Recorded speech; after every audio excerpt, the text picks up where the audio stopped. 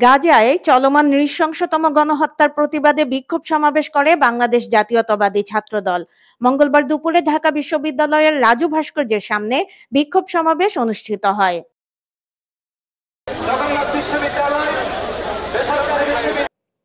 প্রধান অতিথির বক্তব্যে বিএনপির জাতীয় স্থায়ী কমিটির সদস্য সালাহ উদ্দিন আহমেদ ইসরায়েলের পক্ষে যারা কাজ করছেন তাদের ষড়যন্ত্র বন্ধ করতে মুসলিম বিশ্বের প্রতি আহ্বান জানান। আমরা তার তীব্র নিন্দা এবং ক্ষোভ জানাই এবং সারা পৃথিবীতে মুসলিম বিশ্বের যারা মোড়ল তাদের প্রতি আহ্বান জানাই, আপনারা সারা পৃথিবীতে নির্যাতিত মুসলিমদের পক্ষে আপনাদের কণ্ঠ উচ্চকিত করবেন, আপনারা ব্যবস্থা নেবেন যাতে বিভিন্ন রকমের ষড়যন্ত্রের ফলে বিশ্বের পরাশক্তিরা যে ইসরায়েলের পক্ষে ভূমিকা রাখছে সেটা বন্ধ হয়। তাদেরকে অস্ত্র সরবরাহ যারা করছে তাদেরকে আপনারা বাধ্য করুন ইসরায়েলিদের হাতে যেন মারণাস্ত্র তুলে না দেয়। বিশ্বের সবচেয়ে নির্যাতিত এই এলাকায় যাতে আর কোনো গণহত্যা না হয়। বিগত ফ্যাসিস্ট সরকার ইসরায়েলকে সমর্থন দিয়েছিল বলে অভিযোগ করেন সালাউদ্দিন আহমেদ।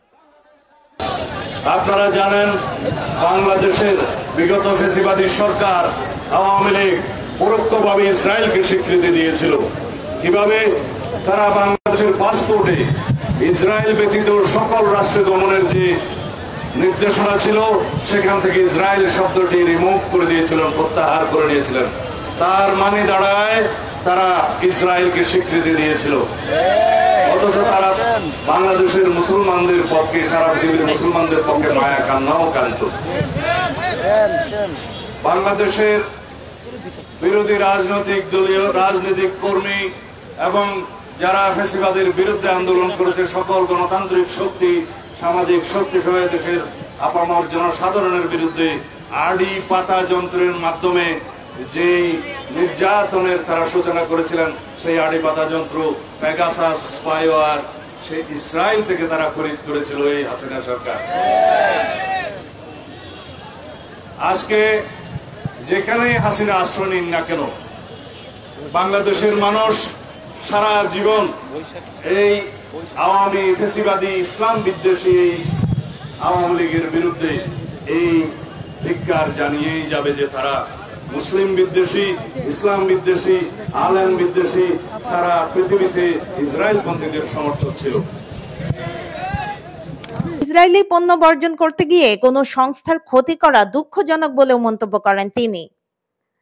সারা পৃথিবীতে আজকে কণ্ঠ উচ্চারিত হচ্ছে ইসরায়েলের বিরুদ্ধে এবং মার্কিন ষড়যন্ত্রের বিরুদ্ধে যে ইসরায়েলিকে যারা মদত দিচ্ছে তাদেরকে সমস্ত মদত বন্ধ করতে হবে এবং ইসরায়েলের সমস্ত পণ্য আমরা বর্জন করব। তার মানে এই না যে আমরা কোনো ব্যবসায়িক প্রতিষ্ঠানে হামলা করব। গতকালকে বাংলাদেশে কিছু স্থাপনায় হামলা হয়েছে, আমরা তার নিন্দা জানাই এবং এখানে আমরা বলতে চাই সরকারের ব্যর্থতা এখানে লক্ষণীয়, আইন শৃঙ্খলা বাহিনীর ব্যর্থতা এখানে লক্ষণীয়। তাদের উচিত ছিল আগের থেকে এখানে সতর্কতা অবলম্বন করা, তাহলে বাংলাদেশের নামে এই বদনামটা আমাদের দিতে হতো না। সালাউদ্দিন আহমেদ জানান ইসরায়েলের বিরুদ্ধে সারা দেশে কর্মসূচি দিবে বিএনপি। আমি আপনাদের সামনে আজকে এই মুহূর্তে বিএনপির পক্ষ থেকে একটি ঘোষণা দিতে চাই। আমরা ফিলিস্তিনি জনগণের পক্ষে এই গণহত্যার, ইসরায়েলি গণহত্যার প্রতিবাদে এবং বর্বর আগ্রাসনের প্রতিবাদে বাংলাদেশ জাতীয়তাবাদী দলের পক্ষ থেকে অতি শিগগির সারা বাংলাদেশে এবং কেন্দ্রীয়ভাবে আমরা একটি বৃহৎ কর্মসূচির ঘোষণা করব। ফারহানা নীলা, সারাবাংলা.net, ঢাকা।